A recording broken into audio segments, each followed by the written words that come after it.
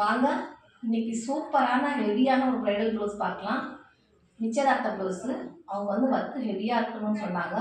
அவங்க மாலைக்கு தகுந்த மாதிரி மயில் தோகை அவங்க மாலை சொல்லியிருந்தாங்க. அதே மாதிரி மயில் மாதிரி வேணும்னு சொன்னாங்க.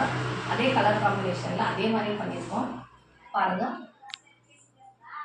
மயில் போட்டிருக்கோம். மயில் தோகை விரிச்ச மாதிரி எவ்வளோ அழகாக இருக்குது. ஃபினிஷிங் பாருங்கள், ஃபுல்லாக ஒர்க் பண்ணியிருக்கோம். ஹெவி ஒர்க்கு, பேஸே இல்லை. ப்ளஸ் மண்டபத்தில் எவ்வளோ நல்லா ஹேங்கிங்ஸ் இருக்குது பாருங்கள். இங்கே ஹேங்கிங்ஸ் எவ்வளோ அழகாக போட்டிருக்கோம். எப்படி இருக்குன்னு பார்த்துட்டு கமெண்ட் பண்ணுங்கள். ஸ்லீவ் வந்து ஸ்லீவில் தான் ஸ்பெஷல். இதில் வந்து full net without lining stitch பண்ணியிருக்கோம். இதுதான் ரொம்ப வேலை பிடிச்சது. இங்கே பாருங்கள், மயில் தொகை எவ்வளோ நல்லாயிருக்கு. அவங்க வேறு பேஜில் இருந்து எடுத்து அதே மாதிரி வேணும்னாங்க. அதை விட சூப்பராகவே பண்ணியிருக்கோம். இதில் வந்து ஃபுல்லாக ஜர்தோசி கட் பீட் யூஸ் பண்ணியிருக்கோம். ப்ளஸ் இந்த ஹேங்கிங்ஸு பாருங்கள் எவ்வளோ அழகாக இருக்குது. ஹேங்கிங்ஸு ஃப்ரெஞ்ச் நாட் போட்டிருக்கோம். ஃப்ரண்ட்டில் வந்து சேம், ஃப்ரண்ட்லேயுமே ஹெவி ஒர்க் கொடுத்துருக்கோம். பாருங்கள் எப்படி இருக்குன்னு பார்த்து கமெண்ட் பண்ணுங்கள். நல்லா இருக்கா பாருங்கள், எப்படி இருக்குன்னு பார்த்து சொல்லுங்கள்.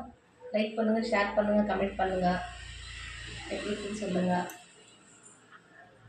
இதில் இன்னொன்று என்னன்னா, கை வந்து வித்தவுட் லைனிங் நம்ம வந்து ஸ்டிச் பண்ணும்போது இந்த பக்கம் பிசில் தட்டும்.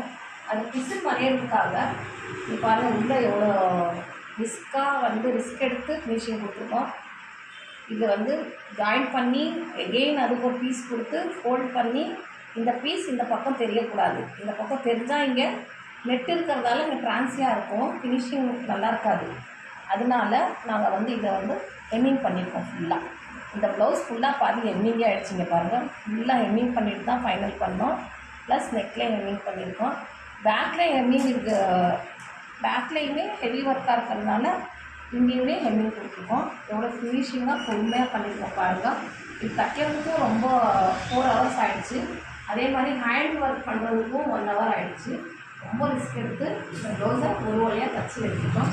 எப்படின்னு பார்த்து கமெண்ட் பண்ணுங்கள், லைக் பண்ணுங்கள், ஷேர் பண்ணுங்கள். தேங்க்யூ.